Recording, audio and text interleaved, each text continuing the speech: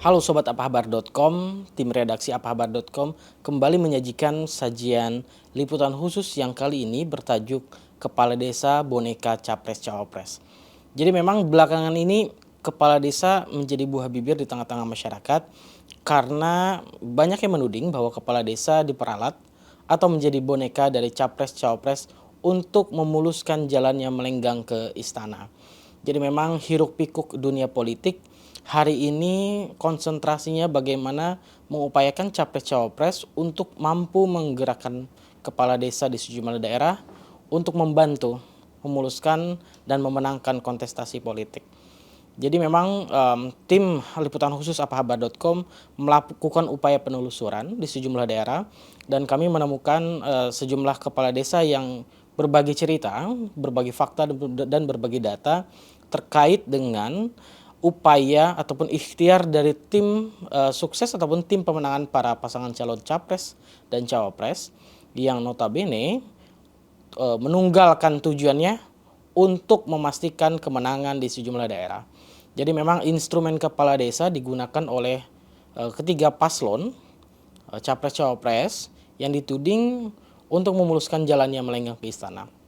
Jadi memang salah satu narasumber yang kami temui, salah satu kepala desa di wilayah Jawa Timur, itu berbagi cerita bahwa adanya satu komando ataupun satu perintah, instruksi, penggalangan dukungan untuk memaksimalkan pemenangan salah satu paslon di Jawa Timur. Ikhtiar ini memang merupakan satu orkestrasi dari upaya memastikan setiap desa-desa itu menggenapkan kemenangan salah satu pasangan calon capres dan cawapres.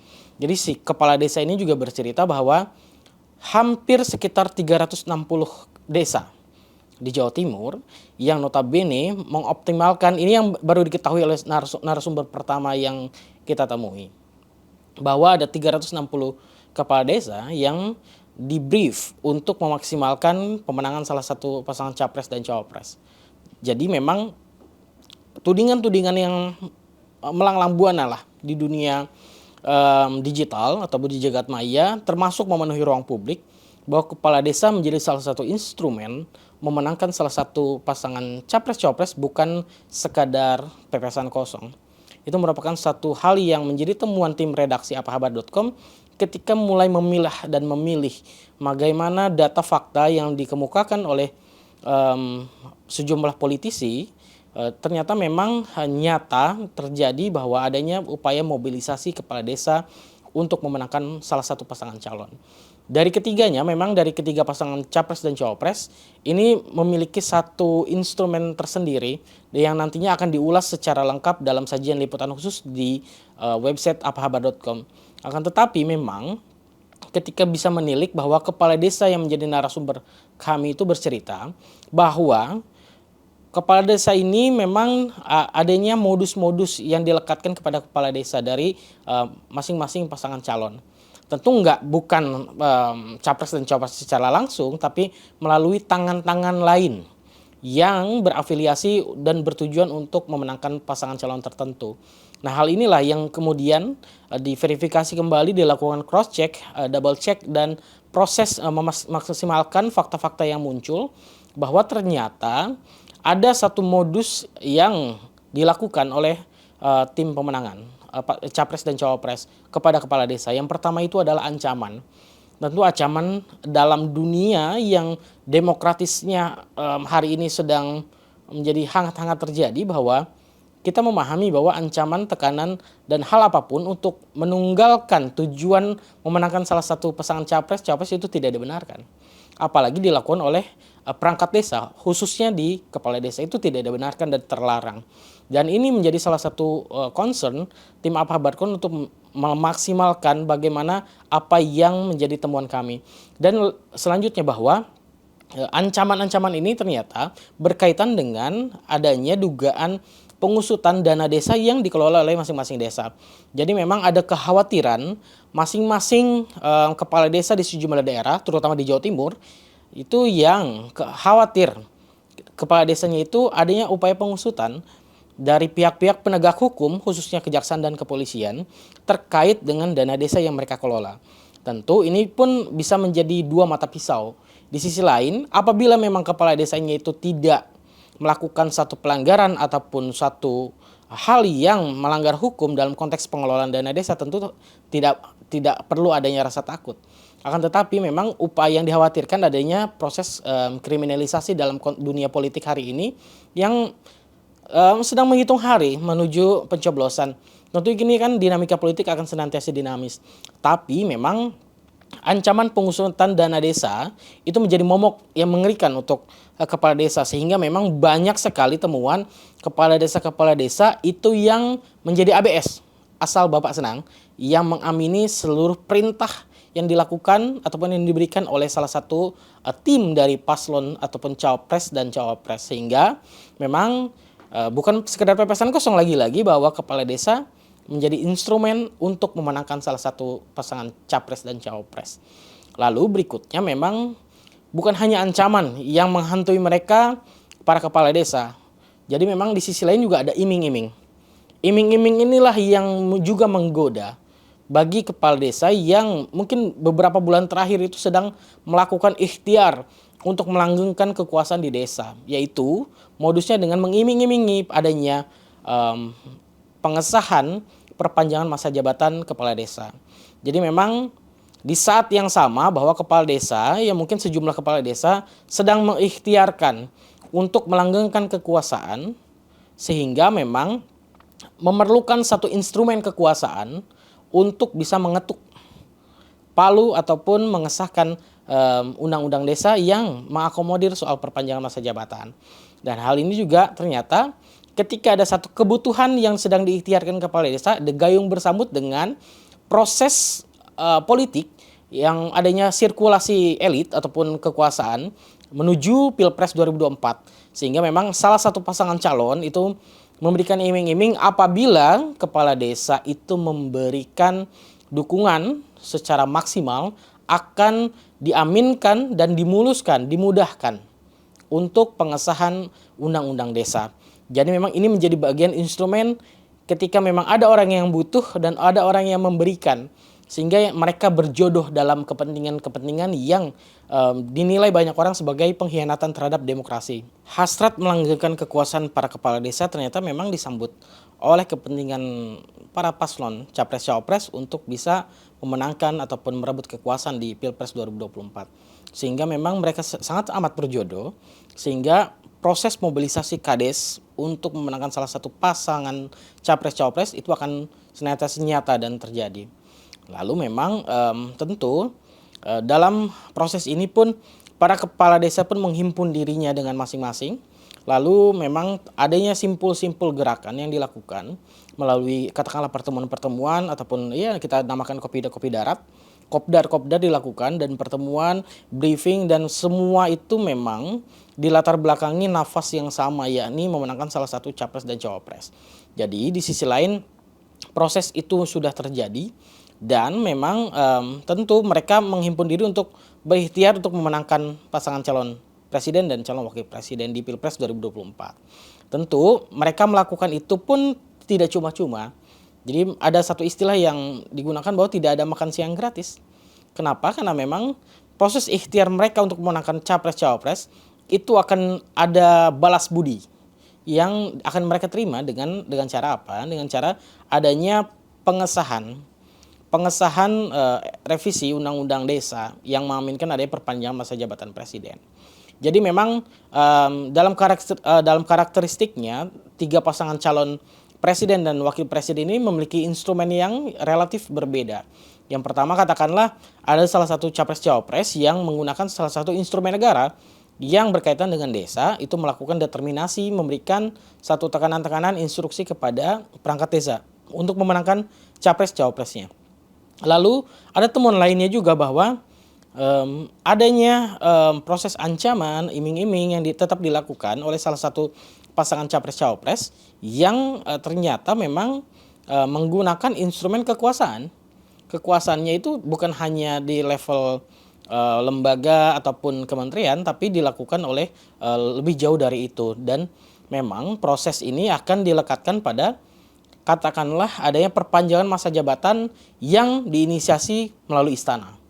Lalu pada temuan yang ketiga, bahwa tetap ada proses iming-iming perpanjangan masa jabatan, akan tetapi lajur yang dilaluinya melalui parlemen. Jadi memang iming-iming seluruh strategi taktik itu dilekatkan pada proses ini, sehingga memang narasumber kami itu bercerita bahwa memang secara teknis itu dilakukan proses mobilisasi ataupun pengerahan kepala-kepala desa. Ini kan ibaratnya politik grosir yang memegang kepala desanya, dan diharapkan memang masyarakat yang ada di desa itu bisa memilih salah satu capres dan cawapres tersebut. Jadi memang dalam proses ini terjadi satu upaya pelanggaran yang mungkin ini belum terendus secara maksimal, karena memang Bawaslu sendiri kan sudah mengatakan bahwa jikalau memang ada satu proses ataupun pelanggaran dalam proses pemilu ataupun khususnya di Pilpres, itu harus dilaporkan dan akan ditindaklanjuti melalui sengketa pemilu ataupun melalui proses-proses yang sudah ada koridornya di ketentuan-ketentuan hukum.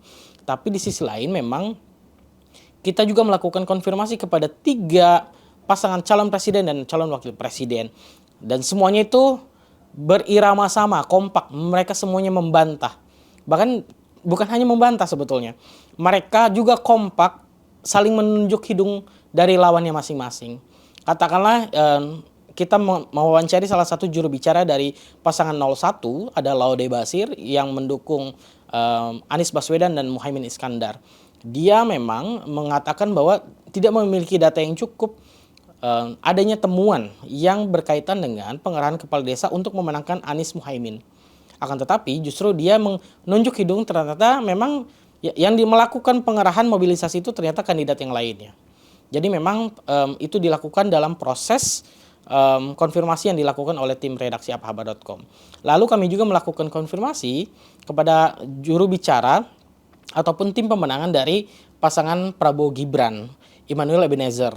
Jadi memang kita juga melihat bahwa Immanuel juga membantah bahwa terjadi suatu proses mobilisasi kepala desa. Jadi memang ya di sisi lain justru dia juga menunjuk hidung dari pasangan nomor 03 Ganjar Mahfud yang dituding melakukan pengerahan kepala desa.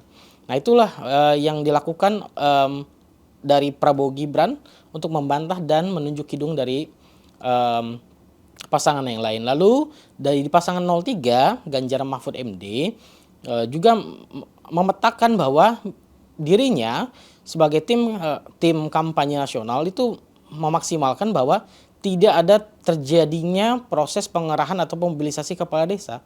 Lagi-lagi membantah sama serupa dengan jubir-jubir di pasangan capres-capres lainnya. Dan ia pun kembali menunjuk hidung salah satu capres lainnya yang juga dituding melakukan pengerahan dan mobilisasi kepala desa.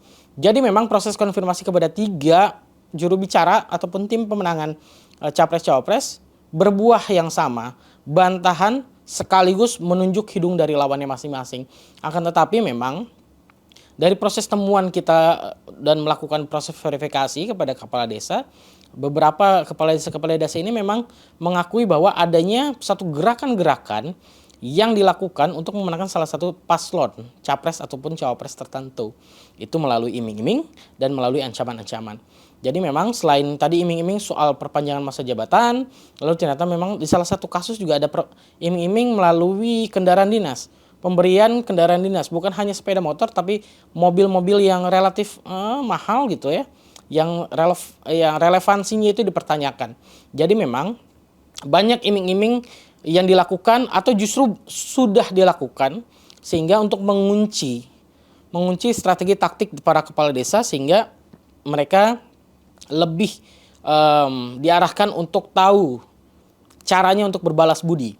Jadi memang penelusuran tim apahaba.com dalam tajuk liputan khusus dalam episode kali ini bahwa kepala desa boneka capres dan cawapres itu nyata terjadi, bahwa pada dasarnya kepala desa menjadi boneka yang diperalat oleh capres-cawapres untuk memenangkan pasangan calon-calon tertentu.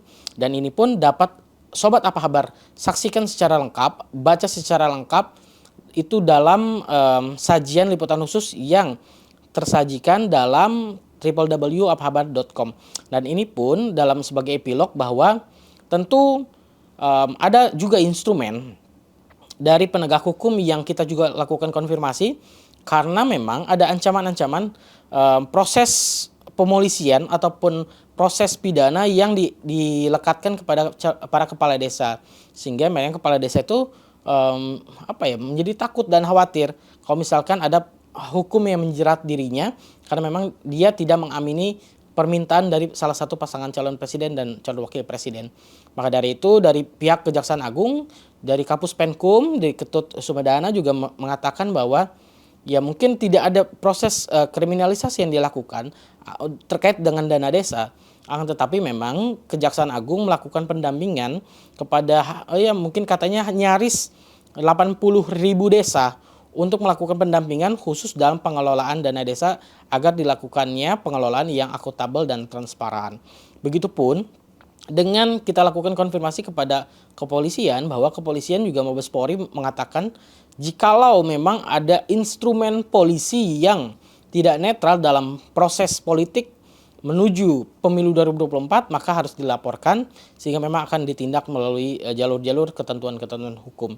Jadi memang instrumen kepala desa yang memang bekerja keras dan berkeringat sekali untuk memenangkan salah satu pasangan capres dan cawapres bukan hanya sekedar klaim ataupun tudingan, tetapi menurut penelusuran tim aphabar.com memang itu akan terjadi, dan mungkin ini masih proses konsolidasi karena memang simpul kepala desa itu ada koordinatornya, dan koordinatornya itu akan berujung pada kekuasaan nantinya.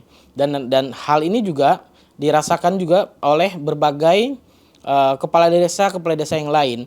Kita lakukan konfirmasi ke banyak kepala desa yang terdiri dari banyak provinsi, dan banyak yang mengatakan bahwa ada upaya itu untuk melakukan pengerahan, mobilisasi dan iming-iming, ada ancaman lain-lain, tapi memang pada dasarnya beragam hal instrumen politik yang dilekatkan dalam proses Pilpres 2024 ternyata memang sangat tidak elok karena melibatkan instrumen perangkat desa untuk menjadi salah satu pemungut suara untuk memenangkan kandidat salah satu capres dan cawapres.